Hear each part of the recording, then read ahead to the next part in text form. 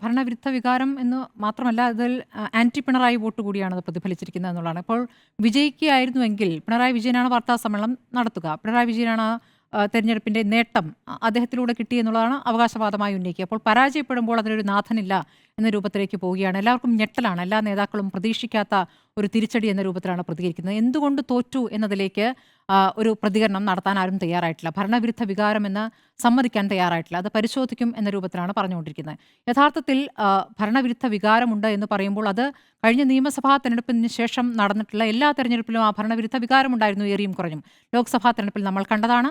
അതിനുശേഷം നടന്ന ഉപതെരഞ്ഞെടുപ്പുകൾ, അതിനു മുമ്പും ശേഷവും നടന്ന ഉപതെരഞ്ഞെടുപ്പുകൾ നമ്മൾ കണ്ടിട്ടുള്ളതാണ്. ഉപതെരഞ്ഞെടുപ്പിലൊക്കെ തന്നെയും ഈ പറഞ്ഞ പുതുപ്പള്ളിയൊക്കെ ഇപ്പോൾ UDFന്റെ സ്ഥലം എന്ന് പറയുമ്പോഴും ഉമ്മൻചാണ്ടിക്ക് കിട്ടിയതിനേക്കാൾ എത്രത്തോളം കൂടുതൽ ഭൂരിപക്ഷം ചാണ്ടി ഉമ്മന് കിട്ടിയെന്ന് നമ്മൾ കണ്ടതാണ്. അപ്പോൾ ഇരട്ടിയുടെ കൂടുതൽ കിട്ടുന്നു. അതിനുശേഷം തൃക്കാക്കരയിൽ ഉമാ തോമസിന് കിട്ടിയത് എത്രത്തോളം വലിയ ഭൂരിപക്ഷമായിരുന്നു. നിലമ്പൂരിൽ കിട്ടിയിരിക്കുന്ന വൻ ഭൂരിപക്ഷം. ചേലക്കരയിലാണെങ്കിൽ LDF കഷ്ടിച്ചാണ് കടന്നുകൂടി. അവർക്ക് നേരത്തെ ഉണ്ടാകും വെച്ച് നോക്കുമ്പോൾ കുറഞ്ഞ ഭൂരിപക്ഷമായിരുന്നു എന്നുള്ളൊരു കാഴ്ചയാണ്.